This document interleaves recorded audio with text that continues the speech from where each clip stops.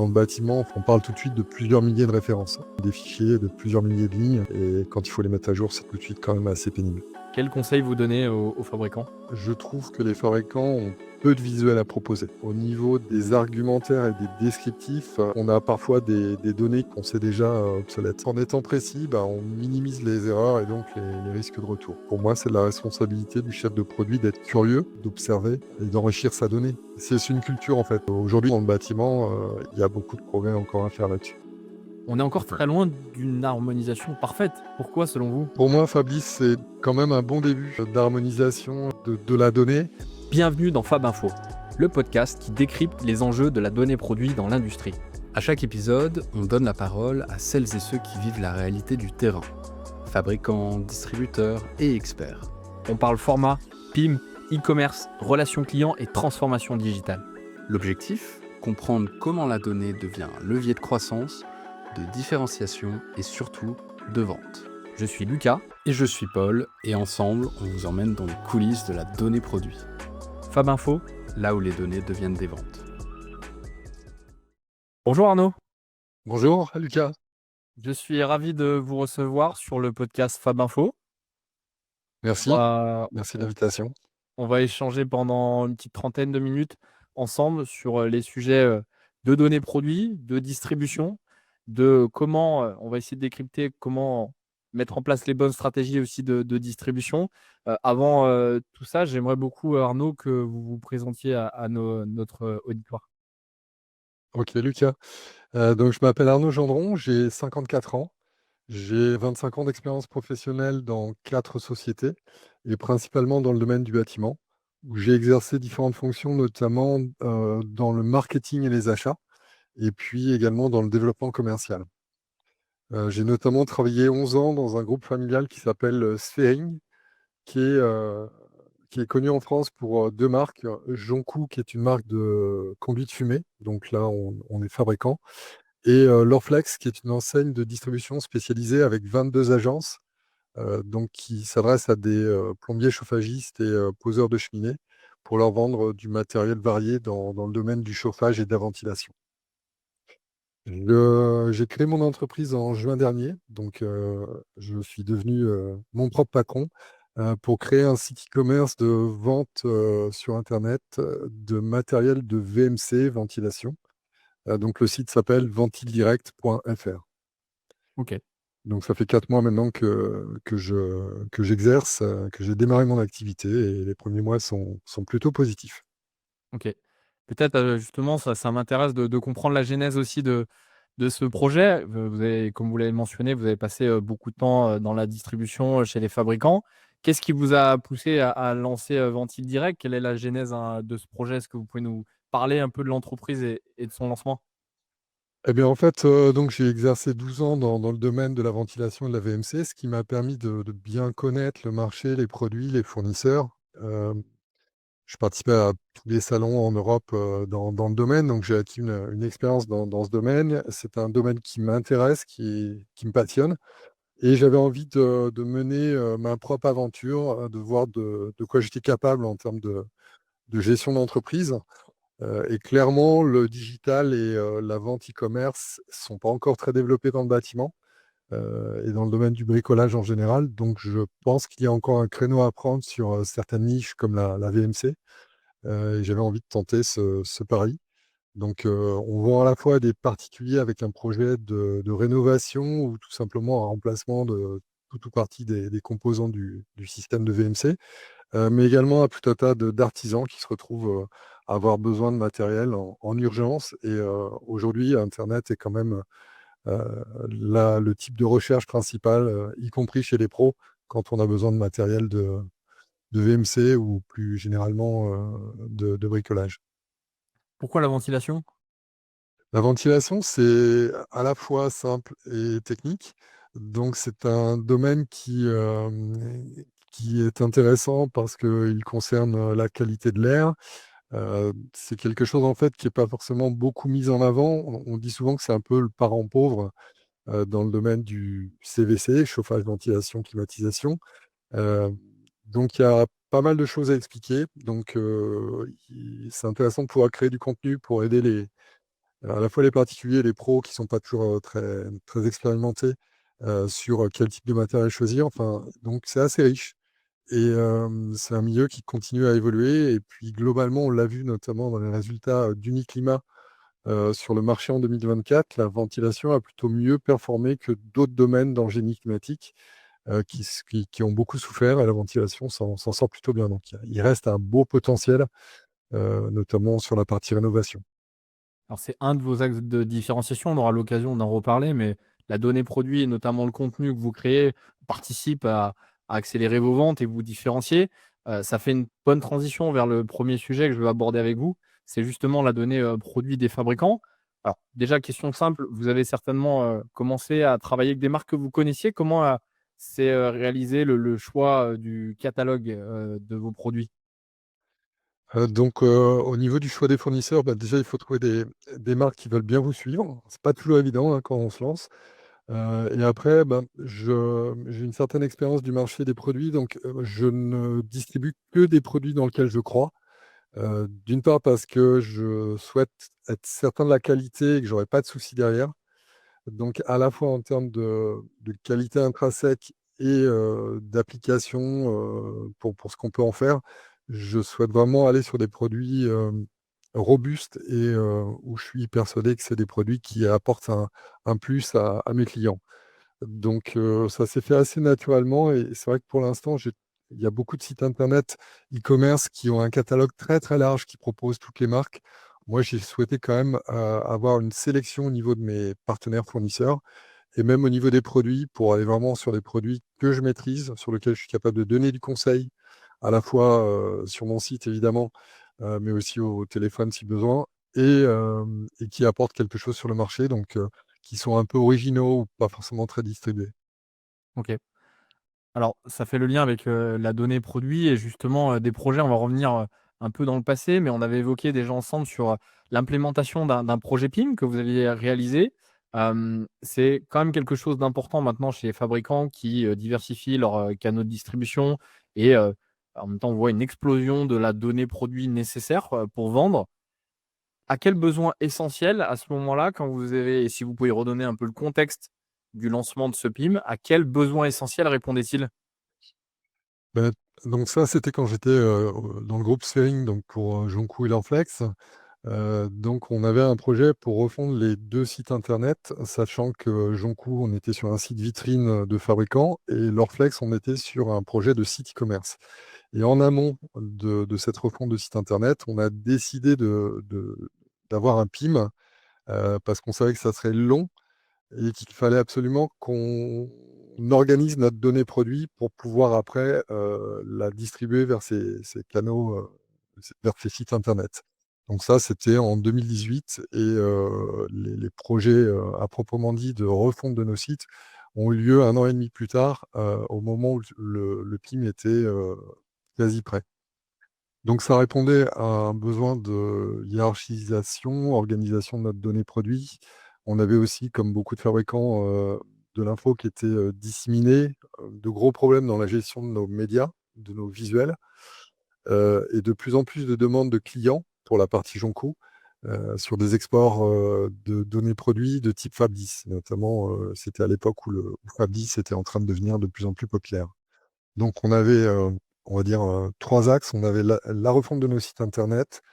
On avait aussi donc, les exports de fichiers clients, type Web10 pour, nos clients distributeurs et ce que je n'ai pas encore cité, c'était l'automatisation de la production de nos catalogues, puisqu'on avait déjà un système de 8 catalogues. Donc en fait, on produisait nos catalogues avec, une certaine automatisation et on voulait la relier au PIM, pour simplifier ce travail de production de catalogues. Alors quand on parle de catalogue, effectivement, ça fait le lien avec, le marketing très souvent. Alors ça paraît plus cohérent, mais, pourquoi est-ce que c'est souvent le département marketing qui s'occupe également de gérer toutes ces matrices et ces demandes de distributeurs? On avait déjà évoqué ensemble le fait que la gestion des données produits est souvent, un projet qui est, multiservice. Pourquoi finalement ça revient souvent au marketing? Mais en fait, c'est vrai que le marketing a tendance parfois à récupérer, des tâches, ingrates et que les autres ne veulent pas faire. Mais en l'occurrence, c'est pas pour moi, c'est parce qu'on n'a pas donné, au service commercial. notamment la partie sédentaire, les moyens de fournir directement l'information au client. Donc, comme on n'a rien de prêt et rien de disponible, bah, les demandes revenaient vers nous parce que c'est nous qui, in fine, avions les infos, donc que ce soit des visuels, que ce soit des argumentaires ou même les données logistiques. Donc, effectivement, c'est une bonne question et c'est souvent par défaut que le marketing se retrouve à gérer ces demandes parce que les autres services, notamment le service commercial, n'ont pas à disposition l'information de manière organisée. Alors que finalement, là, il pourrait avoir une autre valeur ajoutée. Si on redirigeait ce temps-là des équipes marketing, peut-être que vous l'avez vu, vous l'avez connu, Oui. vers quelle typologie de tâches il serait redirigé et qu'est-ce qui pourrait être à plus forte valeur ajoutée aussi par rapport à ces remplissages de matrices ou d'enrichissement de données? Bah, très clairement, dans la mission première du marketing, c'est d'arriver, notamment au niveau des chefs de produits, à faire un plan marketing, donc à prendre le temps de faire des études de marché, de la veille concurrentielle, pour déboucher sur l'évolution des gammes de produits, l'innovation en développant des nouveautés, donc toute la partie à valeur ajoutée qui consiste à faire vivre ces gammes. Donc c'est vrai que tout ce temps, on va dire un peu administratif était quelque part, un peu, c'était un peu dommage, ouais. Comment on sait quand le problème devient, critique? Qu'est-ce qui a déclenché pour vous le moment où vous avez évoqué les raisons, hein, de l'implémentation du PIM, mais à quel moment ça devient critique? On sait que ça devient critique et qu'il faut, implémenter une solution et s'équiper, et équiper les équipes. Et je pense qu'on le mesure surtout, quand on a des retards, à la fois dans la sortie d'un nouveau catalogue ou d'un nouveau tarif ou, les difficultés qu'on a à aller, à terme d'un projet de site internet. Donc on voit, souvent que c'est les retards, ou la longueur, des projets qui font qu'on a des goulots d'étranglement, enfin, donc c'est vraiment à ce niveau-là, je pense que mais on s'en aperçoit, c'est le temps que ça prend, les retards, les frictions que ça peut déclencher. Vous avez mentionné le format, Fab 10. Qu'est-ce que vous pensez objectivement de la montée en puissance de Fab 10, de l'arrivée de Fab 10, comme format d'échange de données? Pour moi, Fabrice, c'est quand même un bon début, d'harmonisation, de la donnée. C'est entre guillemets, «c'est mieux que rien», donc bah, là concrètement, on en parlera après, mais c'est déjà la première chose quand même qu'on peut demander à un fournisseur fabricant, c'est de nous confier son flap 10. Pour moi, on va retrouver des informations, intéressantes au niveau de la logistique, au niveau des codes barres, des EAN, les tarifs. Voilà, donc c'est un peu sur les informations basiques, mais qu'on a, souvent même du mal à obtenir des fabricants. Par contre, sur la partie que j'appellerais riche, donc tout ce qui est, contenu produit riche, descriptif, avantage, il y a des libellés avec plus ou moins de caractères, mais là, on en reparlera tout à l'heure, mais comme il y a chaque distributeur a un peu ses règles au niveau de la longueur des libellés et ce qu'on veut y mettre dedans, c'est vraiment, limite et puis, la plupart des fabrices que moi j'ai eu à comment dire? À traiter, souvent, bah, les libellés, ils sont, vraiment faits de manière, basique, très basique. OK. Pourquoi selon vous d'ailleurs? Pourquoi il y a un retard là-dessus sur, l'enrichissement, de ces données, de type de Alors description, des contenus riches en tout cas que vous évoquez? alors là, clairement, c'est, le fait, déjà d'avoir un PIM, facilite la mise à jour, hein. C'est-à-dire si vous n'avez pas de PIM, il faut reprendre chaque fichier Excel, enfin et donc la mise à jour est tout de suite très pénible. Donc on va tout de suite aller au minimum syndical, hein, on va pas en faire un vrai outil de marketing. Le fichier FAB10, c'est vraiment vécu comme une contrainte. Alors que si vous avez un PIM, vous pouvez appuyer sur un bouton pour générer un export. Et chaque évolution, mise à jour peut se faire au fur et à mesure de la vie du produit dans le PIM et puis après on fait son export. Si on n'a pas un PIM en amont, la mise à jour, en plus c'est les formats de Fabis changent, donc chaque fois qu'on doit mettre à jour un fichier, c'est pénible. Ce que j'ai peut-être pas précisé, mais c'est que dans le bâtiment, enfin c'était le cas, dans l'entreprise où j'ai travaillé, mais dans beaucoup d'entreprises, on parle tout de suite de plusieurs milliers de références. Donc ça fait quand même des fichiers de plusieurs milliers de lignes et quand il faut les mettre à jour, c'est tout de suite quand même assez pénible. C'est vrai qu'entre, les matrices, alors il y a ces formats Fab10, il y a iTeam, il y a, les matrices, distributeurs, GSB et plein d'autres qui utilisent encore des formats différents. On est encore très loin d'une harmonisation parfaite. Pourquoi selon vous? Parce qu'en fait, je pense que en fait, le rapport entre, un client distributeur, enfin dans le bâtiment, il y a quand même quelques, majors en termes de distribution. Donc, ils se mettent en position d'imposer un format de fichier qui leur va bien pour retraiter la donnée le plus facilement pour eux. Et comme, c'est pas réfléchi entre les distributeurs, chacun, fait un peu à sa façon, et impose son format à ses fournisseurs. Heu, c'est aussi une façon de se différencier peut-être. Donc, ça, j'ai peur quand même que ça soit compliqué. Hem, il n'y a pas forcément de volonté de tout harmoniser. Bon, ça, on va en reparler sur la partie distributeur, mais de toute façon, je pense que c'est compliqué. On peut pas non plus tout demander aux fabricants. Donc, dans la donnée, il faut quand même, en tant que distributeur, qu'on se l'approprie et qu'on travaille bien ses descriptifs, ses arguments aussi pour se différencier de ses concurrents. Alors justement, maintenant vous êtes du côté, distributeur, revendeur. Quels conseils vous avez à donner aux fabricants, maintenant que vous les avez approchés, vous travaillez avec eux pour recevoir de la donnée produit, vendre leurs produits? Quels conseils vous donnez aux fabricants? Hem, alors, il y a souvent, moi, là, vraiment de manière assez, générale, je trouve que les fabricants ont peu de visuels à proposer. Donc là aussi, ça fait partie du PIM. Donc nous, on avait une section du PIM qu'on appelait DAM, hein, pour Digital Asset Management, et finalement, les fabricants ont très peu de visuels à proposer. Donc souvent, ils ont un unique visuel, sans parler du fait qu'en termes de taille, de format de fichier, souvent il faut les retraiter, pour qu'ils soient compatibles pour un affichage, internet où on vous demande de ne pas dépasser un certain poids de fichier. Donc déjà au niveau visuel, c'est pauvre. Au niveau des argumentaires et des descriptifs, c'est pareil, c'est un peu cette problématique de mise à jour. Donc souvent c'est fait, on va faire une fiche technique à la naissance du produit et puis on va pas beaucoup la faire évoluer. On peut même oublier de la mettre à jour.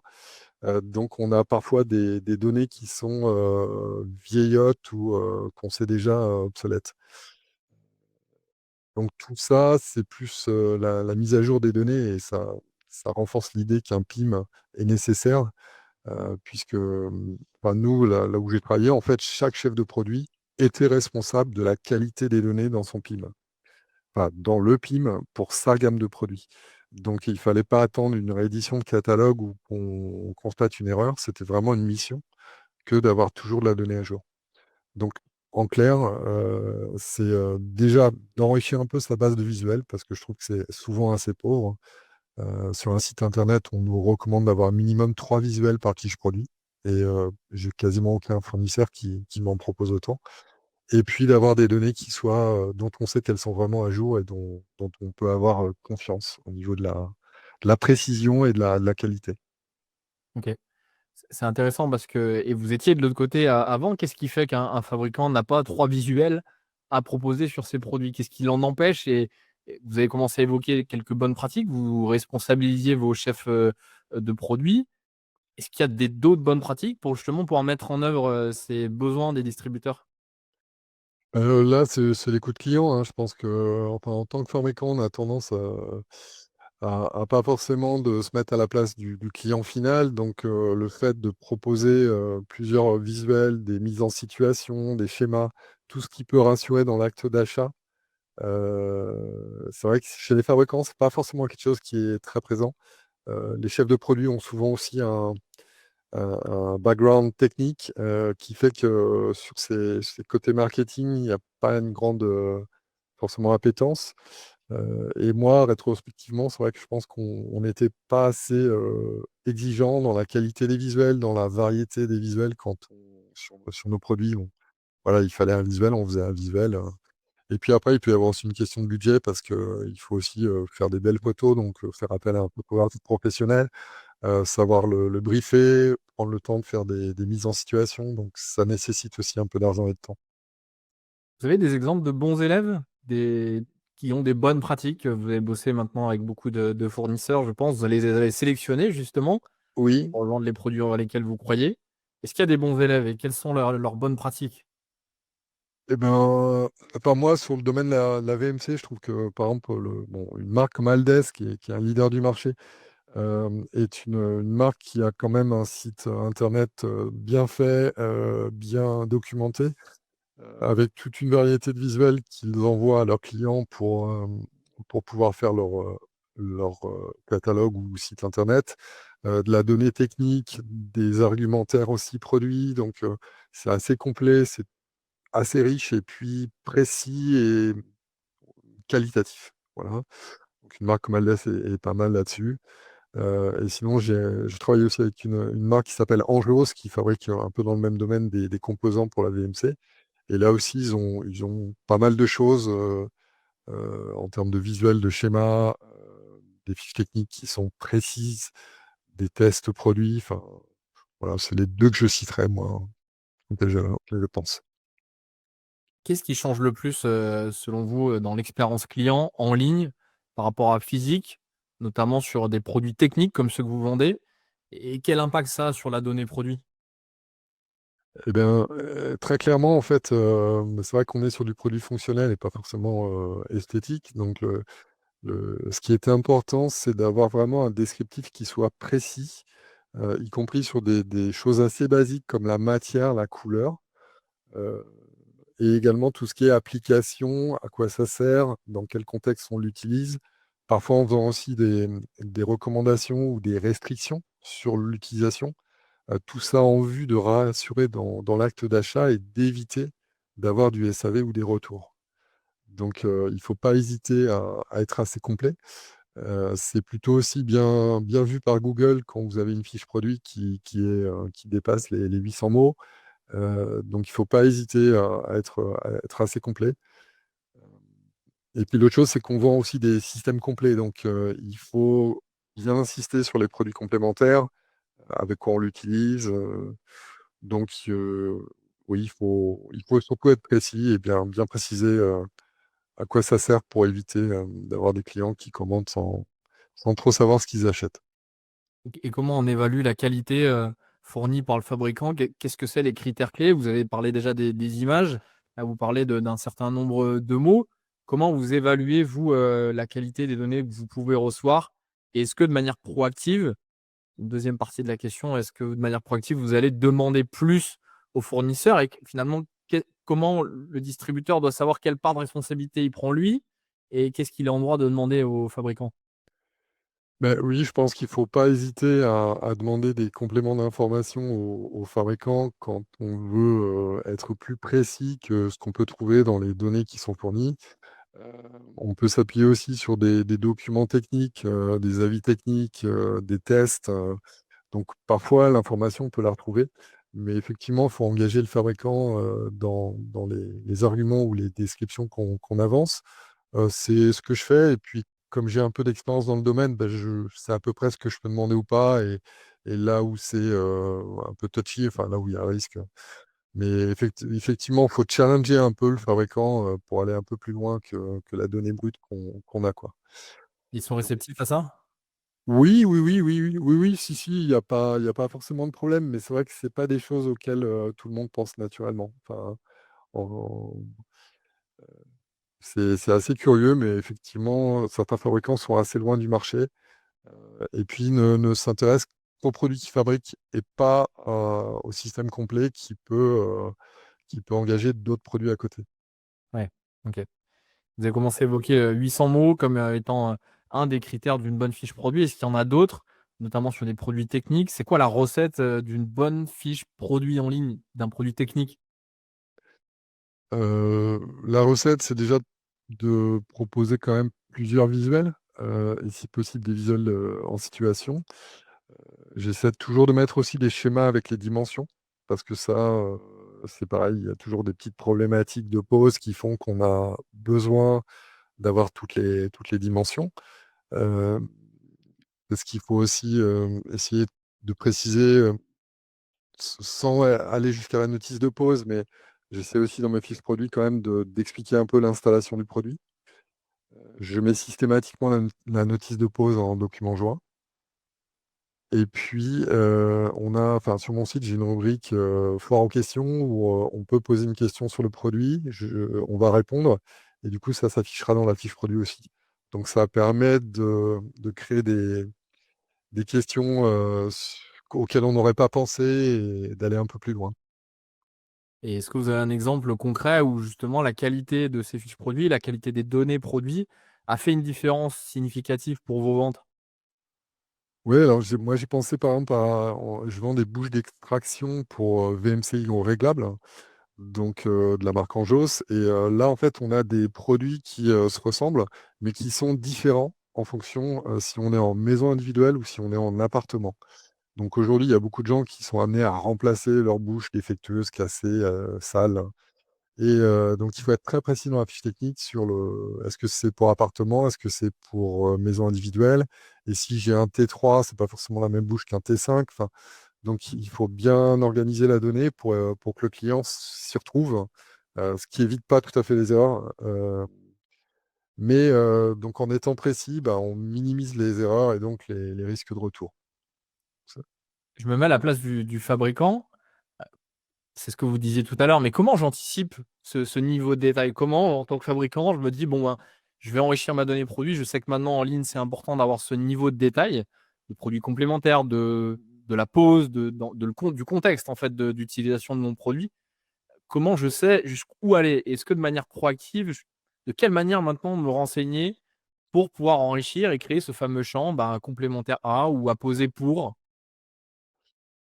C'est une bonne question, je pense que c'est de l'écoute client, c'est d'observer un peu le marché au niveau de la distribution, de recueillir aussi parce que les fabricants ont quand même pas mal de leads et de contacts entrants de particuliers ou de pros qui les questionnent. Donc c'est d'arriver à aller un peu plus dans le détail. Donc quand on a des équipes marketing étoffées avec des chefs de produits, pour moi, c'est de la responsabilité du chef de produit d'être curieux, d'essayer aussi de comprendre tous les usages qui peuvent être faits de son produit, de se creuser un peu la tête, d'observer et d'enrichir sa donnée.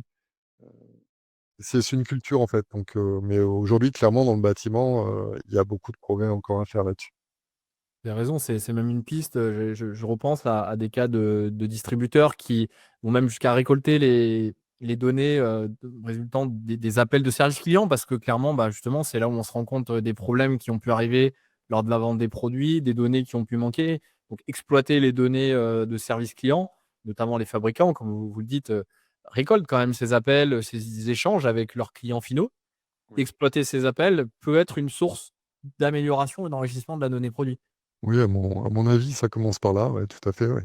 Avant de lancer des grandes études ou des effectivement, toute la partie SAV, comprendre les SAV qu'on a, les remontées clients qu'on a et comment on peut les traiter et avoir une action corrective sur les produits, à la fois intrinsèques, mais aussi sur les supports de vente, la notice de pause, des petites améliorations qu'on peut effectuer, ça me paraît être la base du devoir d'un fabricant.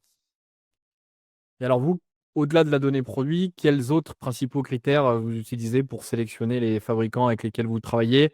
Je pense à des fabricants qui pourraient nous écouter et qui se disent, ben, dans une position un peu de challenger ou de développement de business dans ce contexte économique un peu particulier. Déjà, comment trouver, ces nouveaux canaux, tels que, Ventile Direct que vous avez créé? Mais, aussi, bah, comment je m'assure que je vais être sélectionné, dans le lot, des différents fabricants? Quels sont les critères clés au-delà de la donnée produit? Pour moi, en dehors de la donnée produit, ce que j'apprécie le plus, c'est la qualité, et la constance de fabrication. Donc c'est d'avoir des fournisseurs, en fait, qui, ont des produits, irréprochables au niveau de leur qualité, pour avoir le minimum de SAV ou de retour négatif client. Hem, qui, quand ils font évoluer un produit, en informent leurs clients à tout niveau en amont et accompagnent, les clients dans ce changement, c'est-à-dire justement en mettant à jour la donnée produit, les visuels. Pour moi, c'est un critère vraiment clé parce qu'aujourd'hui, effectivement, on a parfois des mauvaises surprises. On voit des produits qui évoluent ou dont la qualité baisse, ou pas toujours une constance au niveau des couleurs de peinture. Enfin, on a parfois quand même des mauvaises surprises. Et pour moi, c'est quand même essentiel, dans l'image de marque d'un fabricant, d'avoir une qualité constante, et un minimum de soucis de qualité dans le temps. Comment on simplifie cette relation, fabricant-distributeur? On sait que les échanges sont parfois opaques, hem, pas avec une récurrence toujours bien définie. Les informations circulent, de manière synchrone, parfois cachée même. Comment on arrive à simplifier pour que, tout ça, au service du client final, s'améliore dans le temps, particulièrement dans le bâtiment avec des produits très techniques? C'est une bonne question. Moi, à mon niveau, en fait, c'est un critère de choix et de savoir si je vais continuer avec un fabricant ou pas. Effectivement, pour moi, il y a des critères qui sont essentiels. C'est, d'être, certain qu'on en a pour son argent. C'est, enfin, moi, je me mets à la place de mes clients et donc, je veux pas que ce soit déceptif. Donc, je fais très attention à ce que je vends, y compris les packaging, par exemple, quand on vend à du particulier. Bah, parfois, on a des packaging, qui arrivent un peu abîmés ou, et ça, pour l'image de marque, c'est pas bon. Heu, Après, aujourd'hui, ben, quand on démarre son activité, qu'on est tout petit par rapport à des fabricants qui sont en place depuis des années et qui pèsent beaucoup plus lourd que vous, le rapport de force, est forcément pas en notre faveur. Hem, voilà, donc, J'ai l'impression en plus qu'un client final, qu'il soit professionnel ou particulier, quand il achète un produit technique, la perception de l'expérience va être certes en grande partie, rétribuée au distributeur sur l'expérience d'achat. Mais comme on parle de produits qui sont fonctionnels, là où le packaging, le la notice, les informations qui vont figurer sur le produit vont revenir tout de suite au fabricant et donc la perception quand même de la marque est encore plus importante, je trouve, sur un produit technique, particulièrement dans le bâtiment. Qu'est-ce que vous en pensez? je suis tout à fait d'accord avec vous, Lucas. Aujourd'hui, les marques, les plus connues dans le bâtiment, c'est quand même celles des fabricants. Donc il est essentiel que la qualité perçue, tous les services, le site internet du fabricant, les fiches techniques, notices de pose, tout ça doit transpirer. Enfin, il doit y avoir une qualité perçue jusqu'au consommateur final, et c'est essentiel dans l'image de marque. Et pour moi, on est encore dans des domaines où, par exemple, dans la VMC, il y a pas tant de marques que ça. Il y a quelques gros 2-3 marques dominantes, mais derrière, il y a des fabricants un peu plus, spécialisés et c'est quand même, essentiel de garantir son image de marque en fournissant, une expérience de qualité, à tout niveau. Dans le produit, bien sûr, dans le packaging, notice de pose, tout ce qui va autour. Et qu'est-ce qu'on peut attendre alors de la part du distributeur?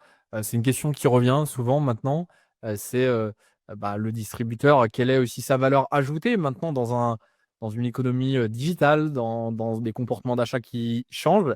Qu'est-ce que le fabricant, en rejoignant notamment Ventile Direct, qu'est-ce qu'il peut attendre? Alors au-delà du chiffre d'affaires bien sûr qui est généré, mais quelle est la valeur ajoutée plutôt que de se lancer en direct ou d'aller sur des plateformes marketplace? Qu'est-ce qu'il va venir chercher le fabricant chez le distributeur? Alors, en fait, je pense que déjà, il y a le fait de il y a 2 choses. Il y a d'une part, le service client, c'est-à-dire, être capable de répondre rapidement, à la fois au téléphone ou dès qu'il y a un message, sur le site. Donc, les gens, s'attendent à ce qu'on leur réponde rapidement, et surtout aussi qu'on les livre rapidement. Donc moi, j'ai fait le choix de stocker l'ensemble des produits que je présente sur mon site, pour les envoyer, le jour même jusqu'à midi.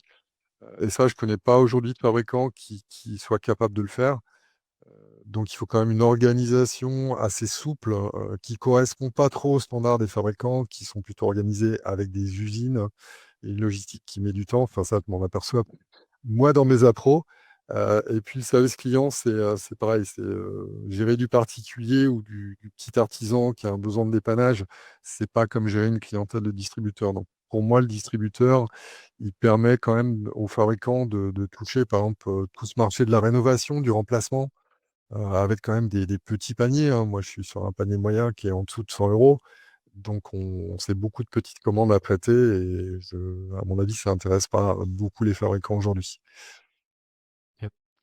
Merci beaucoup Arnaud, c'était hyper enrichissant. Alors comment on retrouve, Ventile Direct si, je suis fabricant, que j'écoute et je veux tenter ma chance pour vendre mes produits sur Ventile Direct? Comment on vous contacte? Comment on vous trouve? Alors, moi, je suis basé à La Gravelle, entre Rennes et Laval, donc dans l'ouest de la France. Et vous trouverez sur le site les coordonnées, donc l'adresse email et le numéro de téléphone. Et je serais ravi d'avoir effectivement des sollicitations de fabricants pour continuer à développer l'activité de mon site e-commerce. Encore merci Arnaud pour toutes ces informations, c'était hyper enrichissant. Et alors à très bientôt. Merci Lucas, à très bientôt. À bientôt. Fab Info. Là où les données deviennent des ventes.